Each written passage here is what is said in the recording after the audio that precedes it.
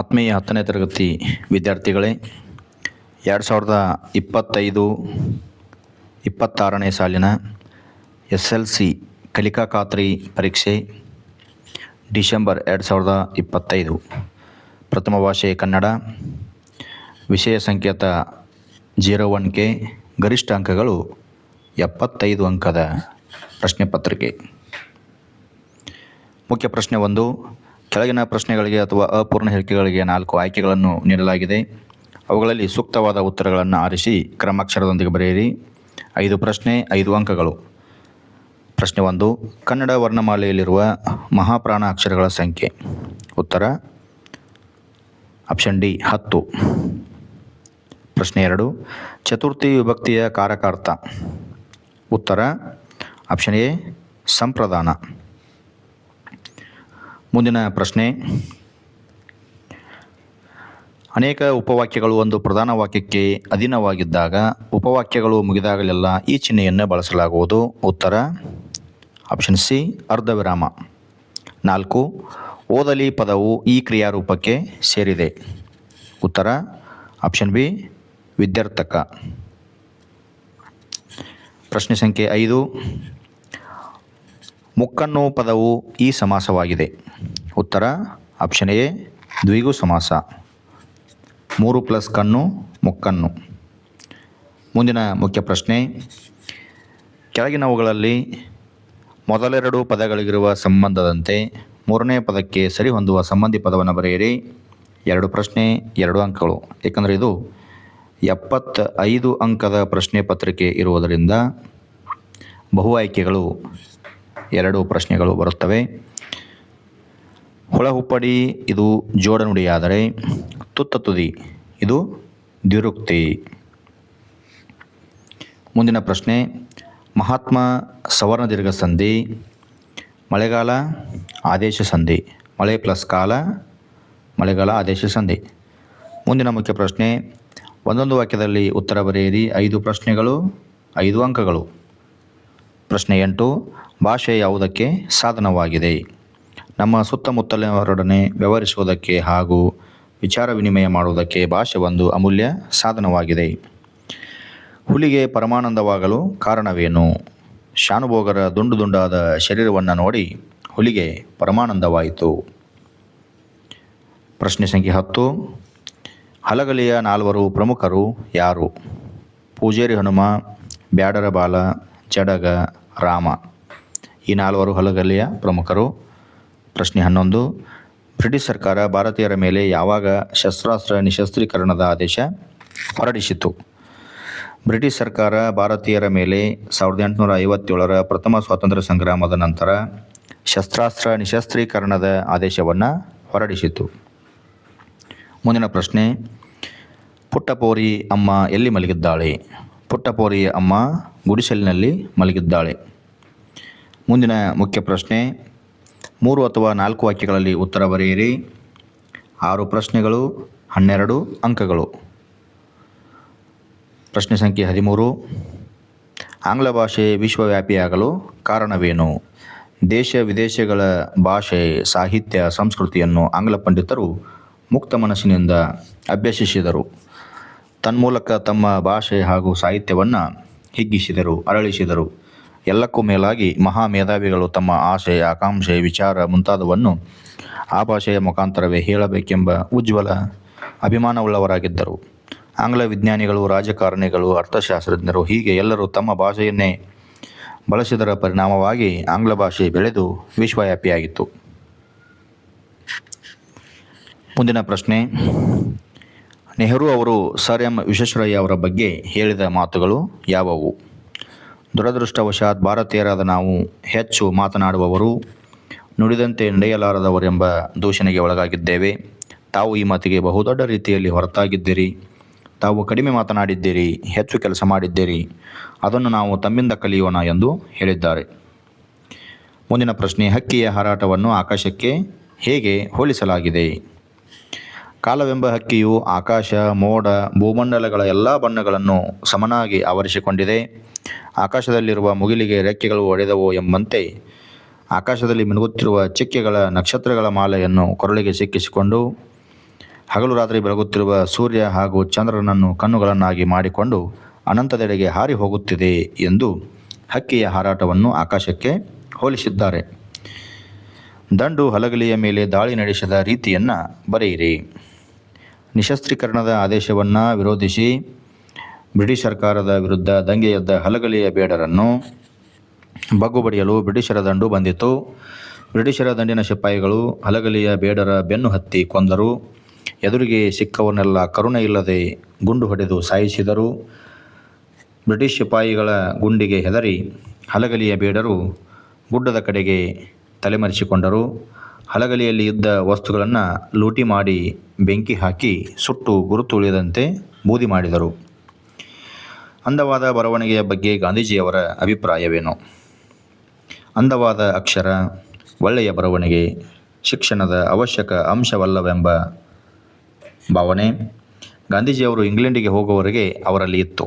ಅನಂತರ ದಕ್ಷಿಣ ಆಫ್ರಿಕಾಕ್ಕೆ ಹೋದ ಮೇಲೆ ಅಲ್ಲಿನ ಸುಶಿಕ್ಷಿತ ಯುವಕರ ಹಾಗೂ ವಕೀಲರ ಮುತ್ತು ಪೋಣಿಸಿದಂತಿದ್ದ ಸುಂದರ ಬರವಣಿಗೆ ನೋಡಿ ಅವರಿಗೆ ನಾಚಿಕೆ, ಪಶ್ಚಾತ್ತಾಪ ಉಂಟಾಯಿತು. ಕೆಟ್ಟ ಅಕ್ಷರದ ಬರವಣಿಗೆ ಅಪಕ್ವ, ಅಪೂರ್ಣ ಶಿಕ್ಷಣದ ಚಿಹ್ನೆ ಎಂದು ಅವರು ಅರಿತರು. ತಮ್ಮ ಉದಾಹರಣೆಯಿಂದ ಒಳ್ಳೆಯ ಬರವಣಿಗೆ ಉತ್ತಮ ಶಿಕ್ಷಣದ ಅವಶ್ಯವಾದ ಅಂಶವೆಂಬುದನ್ನು ಪ್ರತಿಯೊಬ್ಬ ಯುವಕನು ಯುವತಿಯು ತಿಳಿದುಕೊಳ್ಳಲಿ ಎಂಬುದು ಗಾಂಧೀಜಿಯವರ ಅಭಿಪ್ರಾಯವಾಗಿತ್ತು. ಭಗವಂತನಲ್ಲಿ ಶರಣಾಗುವ ಭಾವ ಅಕ್ಕ ಮಹಾದೇವಿಯ ವಚನದಲ್ಲಿ ಹೇಗೆ ವ್ಯಕ್ತಗೊಂಡಿದೆ? ಚಂದನವನ್ನು ಕಡಿದು ಕೊರೆದು ತೇದರೂ ನೊಂದೆನೆಂದು ತನ್ನ ಕಂಪನ್ನು ಬಿಡುವುದಿಲ್ಲ. ಚಿನ್ನವನ್ನು ಕಡಿದು ಅರೆದು ಬೇಯಿಸಿದರೂ ಕಳಂಕ ಹೊಂದುವುದಿಲ್ಲ. ಕಬ್ಬನ್ನು ಸಂದು ಸಂದು ಕಡಿದು ಗಾಣದಲ್ಲಿಟ್ಟು ಪಾಕ ಮಾಡಿ ಅದು ಸಕ್ಕರೆಯಾದ ಮೇಲೆ ತಾನು ನೊಂದೆನೆಂದು ಸಿಹಿಯ ಬಿಡುವುದಿಲ್ಲ. ಕೊಂದರೂ ನಾನು ನಿನ್ನಲ್ಲಿ ಶರಣಾಗುವುದನ್ನು ಬಿಡುವುದಿಲ್ಲ ಎಂದು ಭಗವಂತನಲ್ಲಿ ಶರಣಾಗುವ ಭಾವ ಅಕ್ಕ ಮಹಾದೇವಿಯ ವಚನದಲ್ಲಿ ವ್ಯಕ್ತವಾಗಿದೆ. ಕೃತಿಕಾರರ ಪರಿಚಯ. ಪ್ರಶ್ನೆ ಸಂಖ್ಯೆ 19 DS ಜಯಪ್ಪಗೌಡ. ಆತ್ಮೀಯ ವಿದ್ಯಾರ್ಥಿಗಳು, ಈ ವರ್ಷ ನೀಲನಕಾಶೆ ಇರುವುದರಿಂದ ಗದ್ಯ ಭಾಗದಿಂದ 4 ಕೃತಿಕಾರರ ಪರಿಚಯವನ್ನು ಓದಿಕೊಂಡ್ರೆ ಸಾಕು. ಪದ್ಯ ಭಾಗದಿಂದ 4 ಕವಿ ಪರಿಚಯ ಓದಿಕೊಂಡ್ರೆ ಟೋಟಲ್ 8 ಕೃತಿಕಾರರ ಪರಿಚಯಗಳನ್ನು ನೀವು ಓದಿಕೊಂಡ್ರೆ ನಿಮಗೆ 6 ಅಂಕಗಳು ಸಿಗುತ್ತವೆ. 6 ಅಂಕಗಳು ಸುಲಭವಾಗಿ ನಿಮಗೆ ಸಿಗುತ್ತವೆ. ಗದ್ಯ ಭಾಗದಿಂದ AN ಮೂರ್ತಿರಾವ್, DS ಜಯಪ್ಪಗೌಡ, ದೇವನೂರು ಮಹಾದೇವ, ಆಮೇಲೆ ಸಾರಾ ಅಬೂಬಕ್ಕರ್. ಪದ್ಯ ಭಾಗದಿಂದ ದ ರಾ ಬೇಂದ್ರೆ, ರನ್ನ, ಕುವೆಂಪು, ಪಂಪ. ಈ 8 ಜನ ಕೃತಿಕಾರರ ಪರಿಚಯ ಓದಿಕೊಂಡ್ರೆ ನಿಮಗೆ 6 ಅಂಕಗಳು ಸುಲಭವಾಗಿ ಸಿಗುತ್ತವೆ. ದಾರದಹಳ್ಳಿ ಸುಬ್ಬೇಗೌಡ ಜಯಪ್ಪಗೌಡ ಇವರು ಸಾಮಾನ್ಯ ಶಕ 1947ರಲ್ಲಿ ಚಿಕ್ಕಮಗಳೂರು ಜಿಲ್ಲೆಯ ದಾರದಹಳ್ಳಿಯಲ್ಲಿ ಜನಿಸಿದರು. ಇವರ ಕೃತಿಗಳು ದಿವಾನ್ ಸರ್ ಎಂ ವಿಶ್ವೇಶ್ವರಯ್ಯನವರ ಕಾರ್ಯಸಾಧನೆಗಳು, ಜನಪದ ಆಟಗಳು, ಮೈಸೂರು ಒಡೆಯರು, ಕರ್ನಾಟಕದ ಕಡಲಾಚೆಯ ಸಂಪರ್ಕಗಳು, ಕರ್ನಾಟಕದ ಗ್ರಾಮೀಣ ಸಂಸ್ಥೆಗಳು ಮೊದಲಾದ ಕೃತಿಗಳನ್ನು ರಚಿಸಿದ್ದಾರೆ. ಇವರಿಗೆ ಸಾಹಿತ್ಯ ಅಕಾಡೆಮಿ ಪ್ರಶಸ್ತಿ, ಧಾರವಾಡ ಕರ್ನಾಟಕ ಸಂಘದ ಸಂಶೋಧನಾ ಬಹುಮಾನವನ್ನು ನೀಡಿ ಗೌರವಿಸಲಾಗಿದೆ. ಕುವೆಂಪು ಎಂಬ ಕಾವ್ಯನಾಮದಿಂದ ಪ್ರಸಿದ್ಧರಾಗಿರುವ ಕುಪ್ಪಳ್ಳಿ ವೆಂಕಟಪ್ಪ ಪುಟ್ಟಪ್ಪ ಅವರು 1904 ಡಿಸೆಂಬರ್ 29ರಂದು ಶಿವಮೊಗ್ಗ ಜಿಲ್ಲೆಯ ತೀರ್ಥಹಳ್ಳಿ ತಾಲೂಕಿನ ಕುಪ್ಪಳ್ಳಿಯಲ್ಲಿ ಜನಿಸಿದರು. ಇವರ ಪ್ರಮುಖ ಕೃತಿಗಳು ಪಕ್ಷಿಕಾಶಿ, ಕೊಳಲು, ಪಾಂಚಜನ್ಯ, ಪ್ರೇಮ ಕಾಶ್ಮೀರ, ಕಾನೂರು ಹೆಗ್ಗಡತಿ, ಮಲೆಗಳಲ್ಲಿ ಮದುಮಗಳು, ಯಮನ ಸೋಲು, ಬೆರಳಿಗೆ ಕೊರಳು, ನೆನಪಿನ ದೋಣಿಯಲ್ಲಿ, ಶ್ರೀರಾಮಾಯಣ ದರ್ಶನಂ ಮೊದಲಾದ ಕೃತಿಗಳನ್ನು ರಚಿಸಿದ್ದಾರೆ. ಇವರಿಗೆ ಕೇಂದ್ರ ಸಾಹಿತ್ಯ ಅಕಾಡೆಮಿ, ಜ್ಞಾನಪೀಠ ಪ್ರಶಸ್ತಿ, ರಾಷ್ಟ್ರಕವಿ, ಪಂಪ, ಪದ್ಮ ವಿಭೂಷಣ ಮೊದಲಾದ ಪ್ರಶಸ್ತಿಗಳನ್ನು ನೀಡಿ ಗೌರವಿಸಲಾಗಿದೆ. ಮುಂದಿನ ಪ್ರಶ್ನೆ. ಕೆಳಗಿನ ಪದ್ಯ ಭಾಗಕ್ಕೆ ಪ್ರಸ್ತಾರ ಹಾಕಿ ಘನ ವಿಭಾಗ ಮಾಡಿ ಛಂದಸ್ಸಿನ ಹೆಸರನ್ನು ಬರೆಯಿರಿ. ಪ್ರಸ್ತಾರ ಹಾಕಲಿಕ್ಕೆ 1 ಅಂಕ, ಘನ ವಿಭಾಗ ಮಾಡಲಿಕ್ಕೆ 1 ಅಂಕ, ಛಂದಸ್ಸಿನ ಹೆಸರನ್ನು ಹೇಳಲಿಕ್ಕೆ 1 ಅಂಕ, ಒಟ್ಟು 3 ಅಂಕಗಳು. ಈ ರೀತಿ 2 ಸಾಲನ್ನು ಕೊಟ್ಟಿದ್ದರೆ ಇದು ಗ್ಯಾರಂಟಿ ಕಂದ ಪದ್ಯ ಇರುತ್ತದೆ. ಆವಾಗ ನಾವು 2 ಸಾಲಿಗೆ ಗುರು ಮತ್ತು ಲಘು ಹಾಕಬೇಕು. ಹೃಸ್ವ ಸ್ವರ ಇದ್ದರೆ ಲಘು ಹಾಕಬೇಕು, ದೀರ್ಘ ಸ್ವರ ಇದ್ದರೆ ಗುರು ಹಾಕಬೇಕು, ಒತ್ತಕ್ಷರದ ಹಿಂದಿನ ಅಕ್ಷರಕ್ಕೆ ಗುರು ಹಾಕಬೇಕು, ಅನುಸ್ವಾರ ವಿಸರ್ಗ ಇದ್ದರೆ ಗುರು ಹಾಕಬೇಕು. ಈ ರೀತಿ ಗುರು ಲಘು ಹಾಕಿ 4 ಮಾತ್ರೆಯ ಗಣಗಳನ್ನು ಮಾಡಿ ಛಂದಸ್ಸಿನ ಹೆಸರನ್ನು ಬರೆದರೆ ನಮಗೆ 3 ಅಂಕಗಳು ಸಿಗುತ್ತವೆ. ಈ ರೀತಿಯಾಗಿ ಪ್ರಸ್ತಾರ ಹಾಕಿ ಗಣ ವಿಭಾಗ ಮಾಡಿ ಛಂದಸ್ಸಿನ ಹೆಸರು ಬರೆಯಿರಿ. ಇದು ಕಂದ ಪದ್ಯ.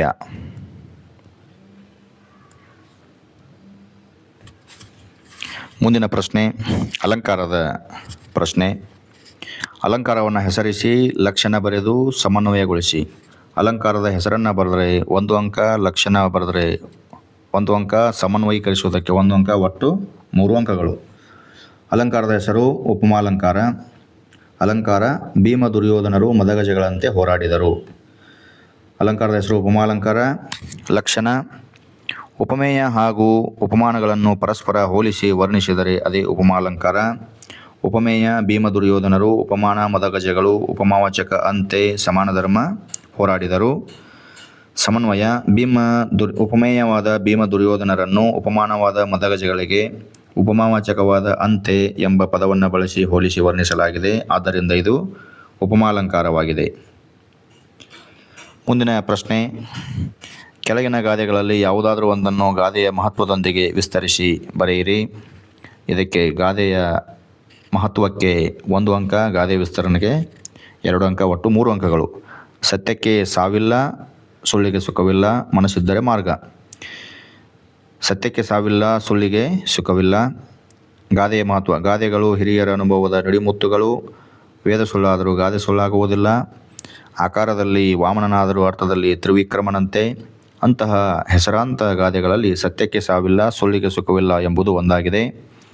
ಸತ್ಯ ಸದಾ ಜೀವಂತವಾದುದು, ಸುಳ್ಳು ಎಂದು ಸುಖವನ್ನು ಕೊಡಲಾರದು ಎಂಬುದು ಈ ಮೇಲಿನ ಗಾದೆ ಮಾತಿನ ಅರ್ಥವಾಗಿದೆ. ಈ ರೀತಿಯಾಗಿ ನಾವು ಗಾದೆ ಮಾತನ್ನು ಬರಿತಾ ಹೋಗಬೇಕು. ಸತ್ಯ ಶಾಶ್ವತವಾದದ್ದು. ಆ ದೃಷ್ಟಿಯಿಂದಲೇ ನಮ್ಮ ರಾಷ್ಟ್ರೀಯ ಲಾಂಛನದಲ್ಲಿ ಸತ್ಯಮೇವ ಜಯತೆ ಎಂಬ ಬರಹ ರಾರಾಜಿಸ್ತಾ ಇದೆ. ಸತ್ಯಕ್ಕೆ ಜಯ, ಸತ್ಯವಂತರಿಗೆ ಎಂದೆಂದಿಗೂ ಜಯ ದೊರಕುತ್ತದೆ. ಮುಂದಿನ ಗಾದೆ ಮಾತು: ಮನಸ್ಸಿದ್ದರೆ ಮಾರ್ಗ. 2ರಲ್ಲಿ 1 ಬರಿಬೇಕು. ಇದಕ್ಕೂ ಸಹಿತ ಗಾದೆಯ ಮಹತ್ವವನ್ನು ಬರೀಬೇಕು. ಆಮೇಲೆ ಗಾದೆಯ ವಿಸ್ತರಣೆ. ಮನಸ್ಸಿದ್ದರೆ ಮಾರ್ಗ ಎಂಬ ಈ ಮಾತಿನಲ್ಲಿ ಮಾನವನ ಅಂತರಾಳದಲ್ಲಿರುವ ಅಪಾರವಾದ ಶಕ್ತಿಯನ್ನು ಕೇಂದ್ರೀಕರಿಸಿ ಗುರಿಯನ್ನು ಮುಟ್ಟುವ ಗುಟ್ಟು ಅಡಗಿದೆ. ಮುಂದಿನ ಪ್ರಶ್ನೆ. ಸಂದರ್ಭ ಮತ್ತು ಸ್ವಾರಸ್ಯವನ್ನು ಬರೆಯಿರಿ. 5 ಪ್ರಶ್ನೆಗಳು, 15 ಅಂಕಗಳು. 100 ಅಂಕದ ಪ್ರಶ್ನೆ ಪತ್ರಿಕೆಯಲ್ಲಿ 6 ಸಂದರ್ಭಗಳು ಇರುತ್ತವೆ. ಪ್ರತಿ ಸಂದರ್ಭಕ್ಕೆ 3 ಅಂಕಗಳು. ಆಯ್ಕೆ ಬರೆದರೆ 1 ಅಂಕ, ಸಂದರ್ಭಕ್ಕೆ 1 ಅಂಕ, ಸ್ವಾರಸ್ಯಕ್ಕೆ 1 ಅಂಕ, ಒಟ್ಟು 3 ಅಂಕಗಳು. ಪ್ರಶ್ನೆ ಸಂಖ್ಯೆ 24. ದೇವರೇ ಮರ ಹತ್ತುವಷ್ಟು ಅವಕಾಶವನ್ನು ಕರುಣಿಸು. ಈ ವಾಕ್ಯವನ್ನು AN ಮೂರ್ತಿರಾವ್ ಅವರು ಬರೆದ ಸಮಗ್ರ ಲಲಿತ ಪ್ರಬಂಧಗಳು ಕೃತಿಯಿಂದ ಆಯ್ದ ವ್ಯಾಘ್ರಗೀತೆ ಎಂಬ ಗದ್ಯ ಭಾಗದಿಂದ ಆರಿಸಲಾಗಿದೆ.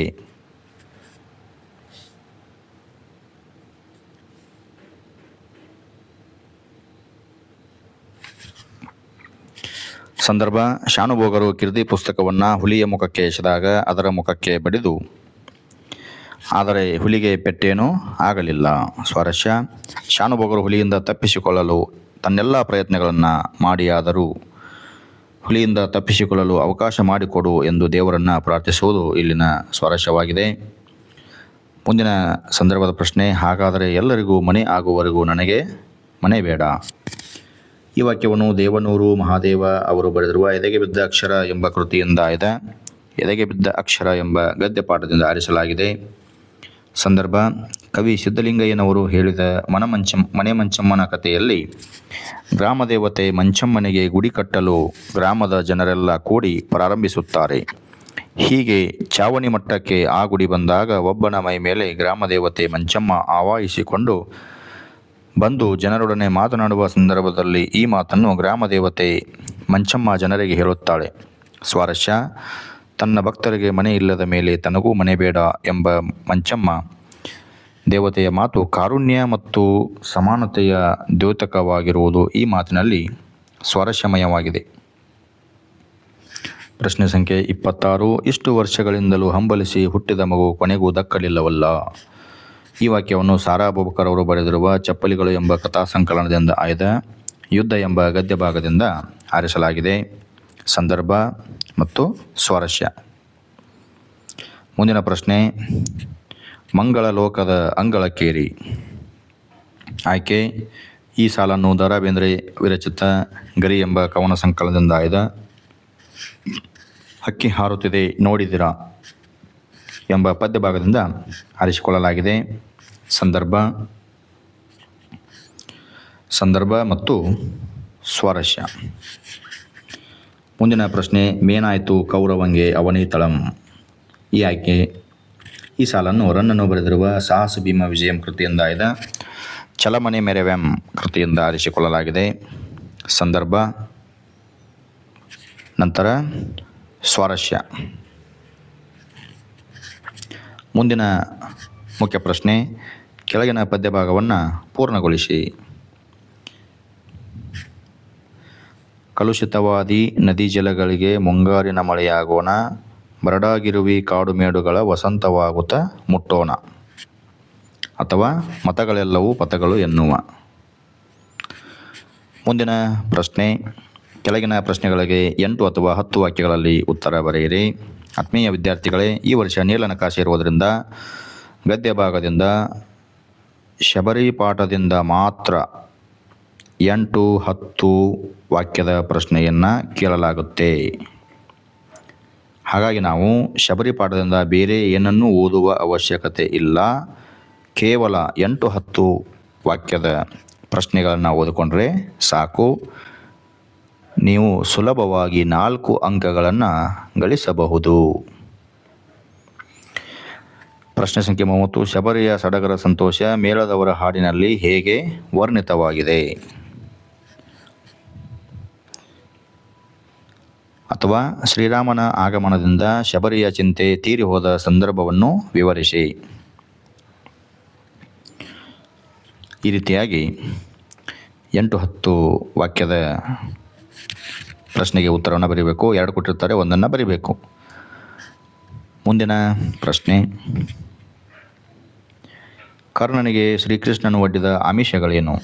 ಈ ವರ್ಷ ನೀಲನಕ್ಷೆ ಇರುವುದರಿಂದ ಸಂಕಲ್ಪ ಗೀತೆಯಿಂದ, ಆಮೇಲೆ ಕೌರವೇಂದ್ರನ ಕೊಂದೆ ನೀನು, ಆಮೇಲೆ ವೀರಲವ, ಈ 3 ಪದ್ಯಗಳಿಂದ ಮಾತ್ರ ಕಂಠಪಾಠ ಪದ್ಯ ಆದರೂ ಕೇಳಬಹುದು, ಭಾವಾರ್ಥ ಆದರೂ ಕೇಳಬಹುದು, ಅಥವಾ 8-10 ವಾಕ್ಯದ ಪ್ರಶ್ನೆಗಳನ್ನು ಬೇಕಾದರೂ ಕೇಳಬಹುದು. ಈ 3 ಪದ್ಯಗಳಿಗೆ ನೀವು ಕಂಠಪಾಠ ಪದ್ಯ, ಆಮೇಲೆ ಭಾವಾರ್ಥ, ಆಮೇಲೆ 8-10 ವಾಕ್ಯದ ಅಷ್ಟೇ ಓದ್ಕೋಬೇಕು. 1 ಅಂಕದ ಓದೋ ಅವಶ್ಯಕತೆ ಇಲ್ಲ, 2 ಅಂಕದ್ದು ಓದೋ ಅವಶ್ಯಕತೆ ಇಲ್ಲ, ಸಂದರ್ಭದ ಪ್ರಶ್ನೆಗಳನ್ನು ಸಹಿತ ಓದೋ ಅವಶ್ಯಕತೆ ಇಲ್ಲ.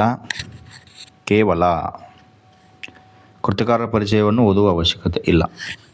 ಕೇವಲ ಕಂಠಪಾಠ ಪದ್ಯ, ಭಾವಾರ್ಥ, ಆಮೇಲೆ 8-10 ವಾಕ್ಯದ ಪ್ರಶ್ನೆಗಳನ್ನು ಓದ್ಕೊಂಡ್ರೆ ನೀವು ಸುಲಭವಾಗಿ 4 ಅಂಕಗಳನ್ನು ಪಡೆಯಬಹುದು.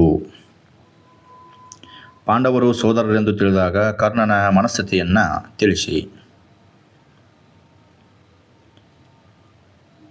ಮುಂದಿನ ಪ್ರಶ್ನೆ: ಕೆಳಗಿನ ಗದ್ಯ ಭಾಗವನ್ನು ಮನಸ್ಸಿನಲ್ಲಿ ಓದಿಕೊಂಡು ಕೊಟ್ಟಿರುವ ಪ್ರಶ್ನೆಗಳಿಗೆ ಉತ್ತರ ಬರೆಯಿರಿ. 2 ಪ್ರಶ್ನೆಗಳಿರ್ತವೆ, 4 ಅಂಕಗಳು.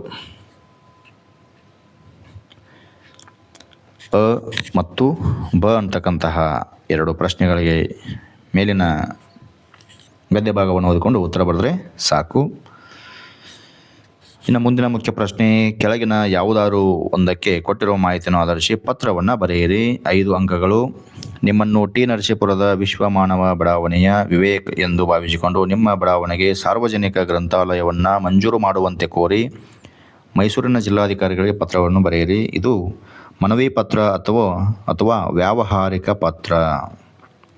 ಆತ್ಮೀಯ ವಿದ್ಯಾರ್ಥಿಗಳೇ, ನಾನು ನಿಮಗೆ ಹೇಳೋದೇನಂತಂದರೆ ವ್ಯಾವಹಾರಿಕ ಪತ್ರವನ್ನೇ ಬರೀರಿ. ಯಾಕಂದರೆ ಅದಕ್ಕೆ ಹಂತಗಳು ತುಂಬ ಚೆನ್ನಾಗಿರ್ತವೆ, ಮಾರ್ಕ್ಸ್ ಎಲ್ಲಿ ನಿಮಗೆ ಕಟ್ ಆಗೋದಿಲ್ಲ.